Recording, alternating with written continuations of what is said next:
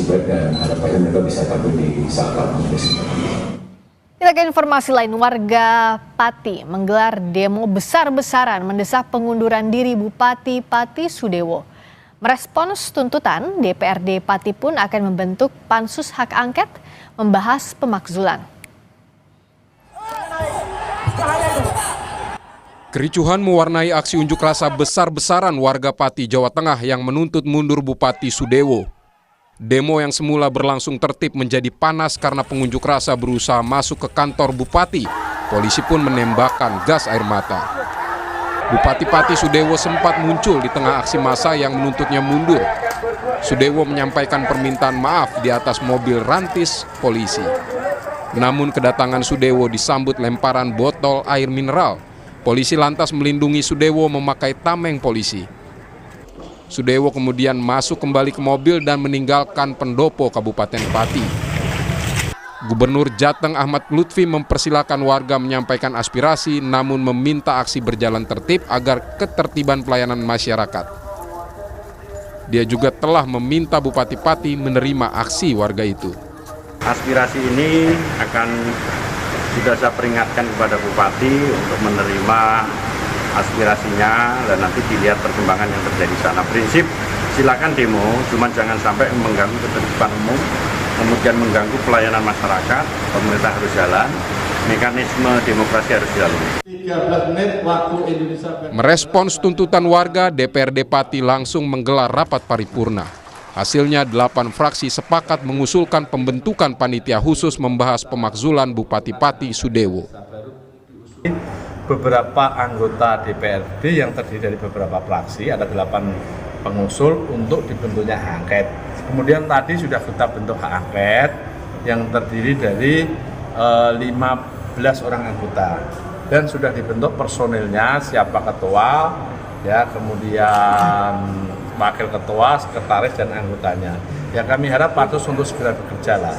Kalau soal pemajuan nanti kita bentuk angket, kemudian kita bentuk pansus, ya pansus bekerja sesuai dengan aturan, sesuai dengan regulasi yang ada, diberi waktu paling lambat 60 hari untuk bekerja. 60 hari untuk bekerja, paling lama lah itu lah. Mudah-mudahan tidak sampai 60 hari pansus sudah dapat menyimpulkan untuk dikirim kepada Mahkamah Agung, kemudian Mahkamah Agung kembali kepada DPRD, keputusannya kayak apa, ya itu nanti baru kita tunggu. Sudewo menyebut unjuk rasa itu menjadi pelajaran berharga buatnya yang baru beberapa bulan menjadi bupati. Dia berjanji bakal bekerja lebih baik lagi. Sudewo juga menghormati keputusan paripurna DPR yang membentuk pansus hak angket. Mengenai desakan mundur, Sudewo bilang dia terpilih secara demokratis dan konstitusional, sehingga semua proses ada mekanismenya. Nanti ke depannya akan saya perbaiki segala sesuatunya. Ini merupakan proses pembelajaran bagi saya karena juga baru saja beberapa bulan menjabat sebagai bupati. Saya menghormati hak angket tersebut, paripurna tersebut. Tuntutan kan sudah disampaikan tadi. Kalau saya kan dipilih oleh rakyat secara konstitusional dan secara demokratis, jadi tidak bisa saya harus berhenti dengan tuntutan. Untuk dengan tuntutan seperti itu, semuanya ada mekanisme. Protes warga berawal dari kebijakan Bupati menaikkan pajak bumi dan bangunan perdesaan dan perkotaan sebesar 250%. Setelah sempat menantang warga untuk mendemo, Bupati Sudewo akhirnya meminta maaf dan membatalkan kebijakan tersebut. Namun, tuntutan warga berubah menjadi mendesak Bupati mundur. Tim Liputan, Kompas TV. Usai demo besar-besaran warga, DPRD Pati akan membentuk pansus hak angket untuk membahas pemakzulan Bupati Pati Sudewo. Kita akan bahas bersama Wakil Ketua Komisi 2 DPR fraksi Partai Gerindra, Bahtra Banong. Juga akan bergabung pakar otonomi daerah Joherman Syah Johan. Dan juga sudah bergabung lewat sambungan Zoom dengan Korlap Aliansi Santri, Tommy AS. Selamat malam, Bahtra.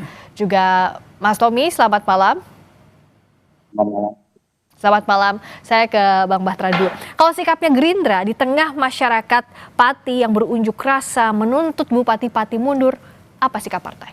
Kami ingin menyampaikan bahwa setiap individu ataupun kelompok, baik itu secara perorangan maupun secara organisasi itu dibenarkan dalam hal menyampaikan pendapat, karena kan di undang-undang kita sendiri nomor 9 tahun 98 itu diatur bahwa orang bebas berkumpul, berserikat dan bebas menyatakan pendapat, dan itu bagian dari bagian dari demokrasi, bahwa setiap orang punya hak untuk menyampaikan pendapatnya di muka umum. Nah, bagi kami itu adalah sesuatu yang setiap orang, setiap individu tidak boleh dibatasi untuk menyampaikan pendapat. Jadi itu sah-sah saja kalau misalnya ada masyarakat yang ingin menyampaikan pendapatnya, apakah itu sifatnya dia berkirim surat atau berdemonstrasi, dan itu diatur dalam undang-undang. Jadi ya, itu hak warga Pati?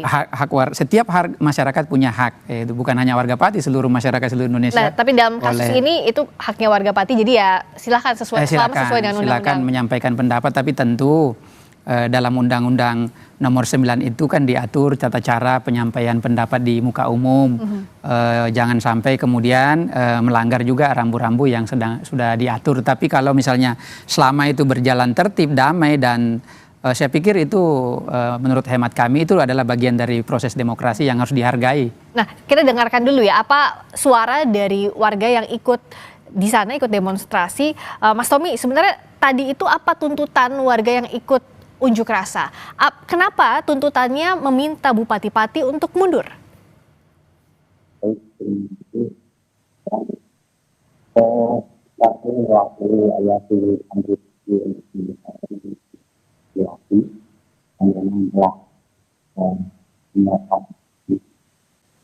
Bang Tommy, izin, kayaknya kita harus perbaiki dulu ya komunikasinya karena suaranya terdengar mendem di sini, nggak terlalu terdengar. Nanti kita akan perbaiki dulu komunikasinya ya, sambil saya ngobrol juga dulu dengan Bang Bahtra. Bang Bahtra, gini, kan sekarang tuh sudah ke levelnya diusulkan hak angket lewat rapat paripurna tadi di DPRD Pati. Ini langkah yang tepat atau enggak dengan hak angket? Gerindra gimana? Saya ingin menyampaikan bahwa memang terkait soal pemberhentian kepala daerah itu kan diatur di Undang-Undang Nomor 23 tahun 2014, di mana pasal 78-nya itu poin pertama adalah bahwa seseorang kepala daerah ya bisa dilakukan pergantian kalau yang pertama itu adalah dia meninggal atau berhalangan tetap. Terus yang kemudian yang kedua adalah dia mengundurkan diri. Ya. Nah, itu bagian dari berhalangan tetap. Terus yang ketiga adalah diberhentikan. Nah, diberhentikan ini di pasal 78-nya ayat 2-nya itu diatur mekanismenya. Ya. Bahwa bisa diberhentikan kalau misalnya pertama itu masa jabatannya sudah berakhir. Terus yang kedua dia berhalangan selama 6 bulan berturut-turut. Terus kemudian nanti ada tata cara lagi di pasal 79, 80 sampai seterusnya itu diatur tata cara pemberhentian, bahwa bisa tadi melalui mekanisme kalau misalnya sejauh ini bahwa DPRD di Pati sudah membentuk pansus untuk kemudian melakukan hak angket nanti.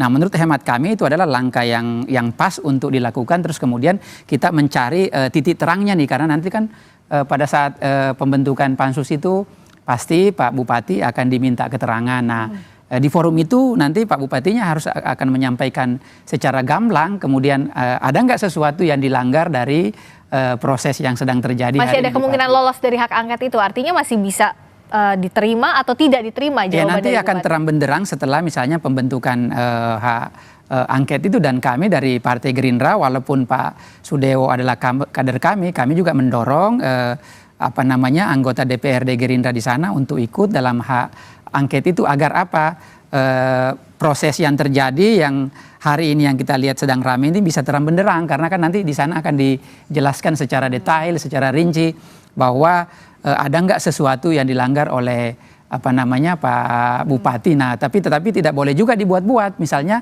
tidak ada sesuatu yang dilanggar terus kemudian dicari-carikan alasannya sehingga kemudian ini menjadi semacam cara terus untuk menggulingkan secara paksa itu kan tidak boleh juga, karena kan diatur sama undang-undang kita. Tetapi bagi kami Partai Gerindra kalau memang ada yang dilanggar ya silahkan diproses ke jenjang selanjutnya, tetapi kalau tidak ada yang dilanggar tentu juga kan harus menjadi pertimbangan terus kemudian jangan dicari-carikan alasan. Nah, kalau ini alasannya apa dari warga, Pak Tommy? Karena kan soal kebijakannya sudah dicabut sebenarnya oleh Bupati, tapi ada keparahan warga pada saat awal kebijakan PBB 250% naiknya ini digulirkan. Mas Tommy. Iya, terima kasih.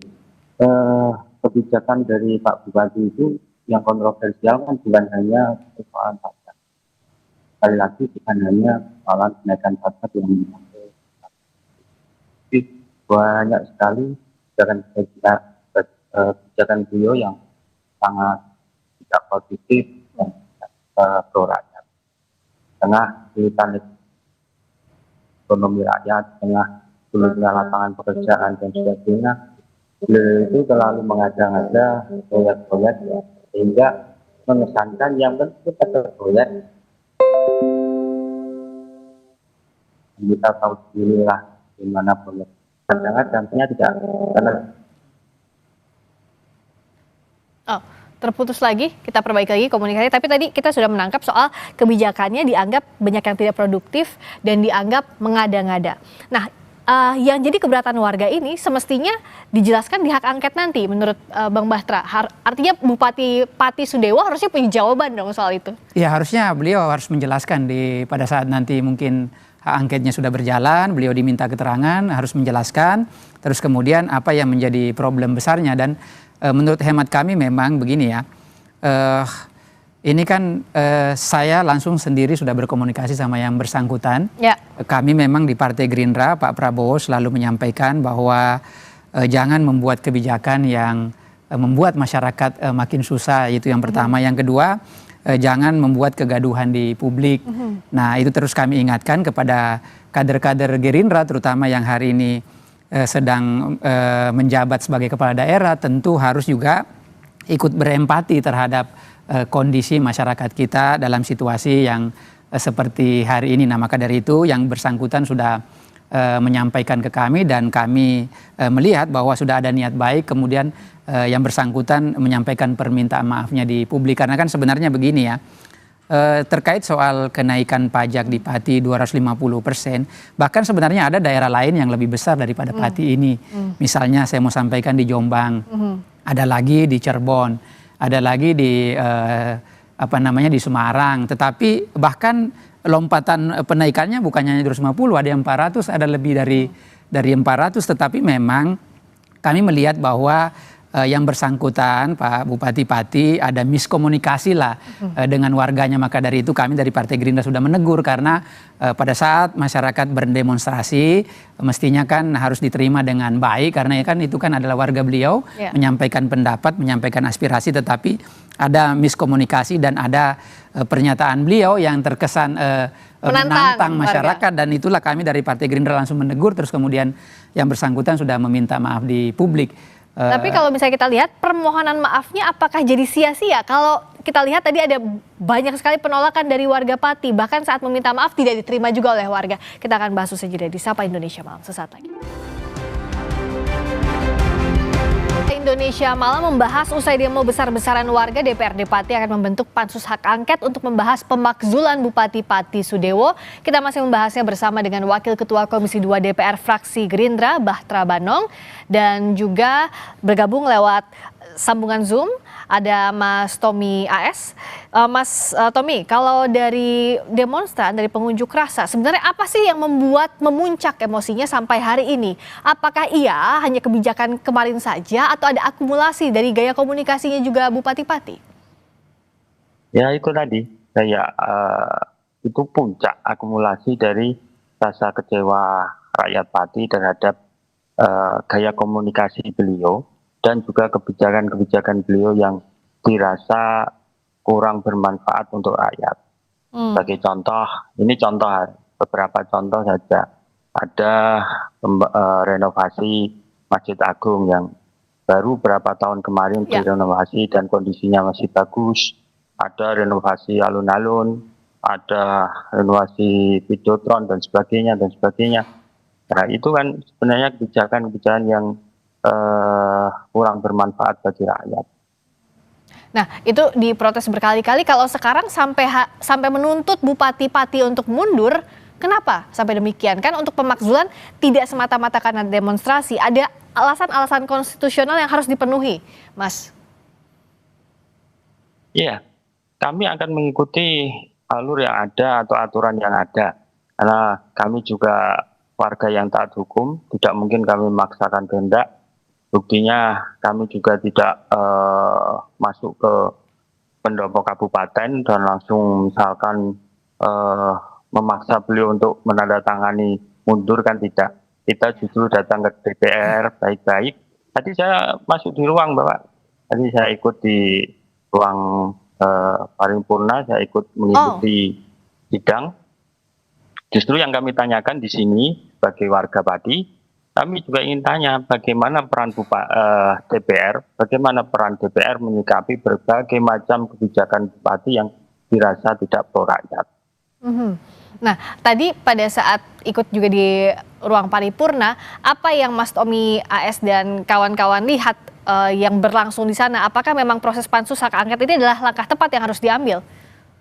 Iya, itu langkah tepat. Kita akan tunggu proses itu sambil mengawalnya. Nah, Dan kami akan mengawal itu sampai keluar hasilnya, dan tentu kami juga akan menyampaikan berbagai macam bukti, dan itu silakan nanti kita ketemu lagi. nah, jadi kan artinya kalau masyarakat sejauh ini ingin segera digulirkan terus ya pansus hak angket ini berjalan dengan baik agar bisa dijelaskan. Nah, untuk demonstrasinya apakah berhenti di hari ini atau seperti apa, Mas Tommy? Karena kita lihat ya sepanjang hari ini kekecewaan warga memuncak di demonstrasi dan juga mengutarakan kekecewaan terhadap Bupati, meminta Bupati untuk mundur. Apakah ini akan berlanjut juga unjuk rasa hari ini? Iya. Kalau bukan hari ini, nanti di waktu lain kami akan datang kembali untuk menagih, terutama kepada DPR yang telah menjanjikan kepada kami hak angket tersebut. Ya, jadi Pasti kami akan mengawal itu. pasti akan mengawal prosesnya. Nah, bicara soal proses sekarang, kita juga sudah bergabung dengan pakar otonomi daerah Jo Hermansyah Johan. Pak Jo, apa kabar? Ya, Selamat malam. baik. Nah, jadi kalau sekarang kan sudah sampai ke pansus hak angket. Ya. Tapi di sisi lain juga Bupati nggak mau mundur karena dianggapnya sudah terpilih secara konstitusional. Bagaimana ini proses yang harus dilalui dan bagaimana bisa masyarakat ini mengawasi proses yang sedang berjalan? Nah gini, kalau mekanismenya ya, memang ada hak DPRD, hak interpelasi, hak angket, hak menyatakan pendapat. Nah itu apabila ada kasusnya apa? Kasusnya ada kebijakan yang menimbulkan keresahan yang luas dari masyarakat. Bagian dari undang-undang pemerintahan daerah itu ya? Undang-undang Pemda. Ya. Ya, jadi kalau ada kasus seperti itu, maka berdasarkan suara aspirasi masyarakat itu yang ditangkap oleh DPRD bisa melakukan hak-haknya, menggunakan hak-haknya. Hak pertama ya hak interpelasi untuk minta penjelasan. Nah, Bupati datang untuk hadir dan menyampaikan penjelasannya. Kalau misalnya Dewan cukup puas, selesai di situ. Tapi kalau Dewan tidak puas atas penjelasan kepala daerah, maka masuk ke step berikutnya, menggunakan hak angket nih. Jadi nggak bisa juga ujuk-ujuk hak angket itu. Nah, kalau hak angket dengan penyelidikan, itu memakan waktu lagi. Ada tahapan-tahapannya, memanggil-manggil dan sebagainya. Termasuk ada orang-orang ahli yang didengar, ya, saksi dan sebagainya. Nah, bila angketnya misalnya putus, apakah itu dimakzulkan atau tidak, lalu kemudian sampai ke pernyataan pendapat. Hak satu lagi, pernyataan pendapat adalah misalnya katakanlah ditolak atau diterima. Kalau diterima, maka mekanismenya harus dibuktikan secara hukum. Proses politik di DPRD itu dengan mengirimkan surat DPRD ke Mahkamah Agung. Ya, untuk dapat fatwa MA ya Pak ya? Nah, bukan fatwa. Jadi sifatnya putusan MA tentang terbukti atau tidak secara hukum. Ada nggak pelanggaran undang-undang? Adakah pelanggaran sumpah jabatan? Nah, kalau itu terbukti, maka misalnya MA menyatakan terbukti. Nah, balik lagi ke DPRD, lalu DPRD melakukan sidang untuk mengambil keputusan. Nah, disitulah ada mekanisme yang namanya apakah musyawarah atau melalui voting. Dan kalau putus di situ voting, misalnya dimakzulkan ya, andai kata. Lalu kemudian dikirimkan ke Kemendagri, Kemendagri membuat surat penetapan pemberhentian. Iya. Itulah mekanisme yang jadi kan diatur undang-undang. masih panjang sekali ya, dari DPRD harus ke MA, nanti ke DPRD lagi, lalu ke Kemendagri. Tidak ringkas. Nah, dengan jalan yang panjang ini, Gerindra bagaimana melihat prosesnya? Apa yang harus dilakukan misalnya di DPRD Gerindra agar hak angket ini betul-betul bisa mengungkap faktanya, agar kalaupun hasilnya kan dimaksudkan atau tidak, kalaupun dimaksudkan ini konstitusional. Ya, kami sih dari Partai Gerindra tentu walaupun Pak Sudewo adalah kader Partai Gerindra, tetapi kami tetap juga mendorong DPRD-nya terus kemudian untuk melalui tahapan-tahapan atau mekanisme yang sebagaimana yang diatur dalam undang-undang kita, karena kan kita juga ini kan negara hukum, negara tentu ada aturan mekanisme, dan kami tidak akan menghalang-halangi itu. Justru kami dari Gerindra ingin mendorong agar ini juga kasusnya terang benderang, karena menurut hemat kami bahwa Pak Prabowo sangat tegas ya. Kalau misalnya ada kader yang melakukan, tetapi harus pelanggaran yang betul-betul berat ya. Tetapi kalau misalnya juga dibuat-buat kan tidak boleh seperti itu juga. Makanya tadi itu ada jalur yang mesti ditempuh. Dan teman-teman yang berdemonstrasi tadi itu sah-sah saja. Itu kebagian dari bunga-bunga demokrasi, dan itu hak setiap warga negara. Terus kemudian bahwa prosesnya kan sekarang sudah berjalan di DPRD, dan kami juga mendorong kader-kader Partai Gerindra yang di DPRD untuk terus bagaimana agar turut serta, sehingga apa yang disampaikan beliau tadi, misalnya pada saat nanti hak bagaimana terkait soal hak angket itu, kalau pada akhirnya sampai hak angket ini kan ada tahapan-tahapannya kan. Ada interpelasi dulu sebelumnya tadi. Interpelasinya ada hak angketnya, tetapi bagi kami itu penting karena kenapa? Itu juga adalah media bagi bupati untuk datang menjelaskan apa sebetulnya yang terjadi. Karena kalau misalnya persoalannya hanya soal pajak ini, saya sampaikan sejak awal tadi bahwa sebetulnya ini bukan hanya Pati yang menaikkan pajaknya. Ada Cirebon yang bahkan lebih dari 400%. Ya kan, ada Kabupaten Jombang 1.200% malah. Tetapi memang kami sadari bahwa, dan kami sudah menegur yang bersangkutan, ada komunikasi yang mungkin miss dengan masyarakat atau teman-teman yang datang menyampaikan pendapat, padahal semestinya setiap orang atau warga Pati menyampaikan pendapat, kami sudah menginstruksikan kepada beliau untuk menerima dengan baik, karena bagaimanapun itu kan masyarakat beliau. Nah, tinggal dikomunikasikan dengan baik, setiap aspirasi masyarakat, keluhan masyarakat harus didengar, dan itu harus dijadikan bahan pijakan dalam hal mengambil kebijakan. Itu bagi kami ini sebenarnya ada yang miss. Nah, teman-teman ini saya pikir juga yang berdemonstrasi ini, kalau misalnya Pak Bupatinya berkomunikasi dengan baik, dan ini kan hal-hal sepele sebetulnya ini, hal sepele, tetapi itu juga sudah kami ingatkan bahwa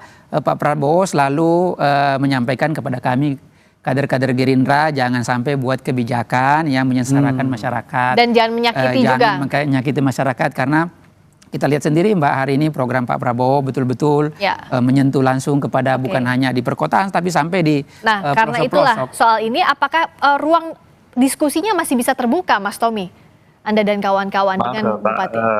Kami ingin meralat, mestinya bukan persoalan yang sepele ketika seorang pemimpin itu menyakiti hati rakyat. Seorang pemimpin ngomong dengan menantang rakyat itu bukan hal yang sepele, saya kira. Siapapun ya, ketika ditantang terus dengan ucapan-ucapan yang semestinya tidak layak bagi seorang pemimpin di tingkatan bupati, itu kan mestinya dihindari. Jadi bukan hal sepele. Jadi ketika Anda mengatakan ini kan sebenarnya hanya sepele, miskomunikasi dan sebagainya, saya kira bukan sepele. Misalkan dibalik, misalkan Anda dimaki-maki atau dilecehkan dengan ucapan, mestinya kan tidak terima. Itu misalnya dengan satu orang, bagaimana dengan rakyat satu kabupaten? Dan kalau mereka marah, itu wajar sekali. Apalagi kepala daerah yang menyampaikannya ya, Mas ya? Kepala daerah, dan itu terus menerus. Hamin satu itu beliau juga tidak, justru bukan membuat pernyataan yang menenteramkan rakyat, tapi justru mengeluarkan pernyataan yang kontraproduktif, yaitu dengan mengatakan segelintir rakyat, segelintir orang tidak akan bisa menurut saya mundur. Itu kan sangat menyakiti rakyat. Yang datang tadi itu ratusan ribu, Bapak. Iya. Mestinya Bapak juga tahu yang datang itu ratusan ribu. Dan mumpung tadi kami ingat, kami juga ingin menanyakan peran DPR selama ini di mana ketika rakyat sudah mulai berteriak dengan kebijakan-kebijakan yang dirasa tidak penting, yang dirasa tidak menyentuh dengan kebutuhan masyarakat. Di mana peran DPR? Apakah sudah pernah memanggil beliau, ataukah sudah pernah menanyakan dan sebagainya? Karena itu merupakan kewajiban dari DPR. Oke, nah bagaimana peran DPR dan DPRD soal ini? Apakah harusnya bisa mengingatkan atau menegur langsung kepala daerah? Ya memang kalau DPR RI yang dimaksud ini ya. Ya dua-duanya DPR RI dan kalau DPRD. DPR RI itu kan dia tidak vertikal dengan itu, kepala bupati, daerah karena kan kepala daerah itu kan pembinanya itu adalah Kemendagri. Tapi namun demikian kami kan di Komisi 2 terutama saya di Komisi 2 ya bermitra dengan Komisi 2 Kemendagri.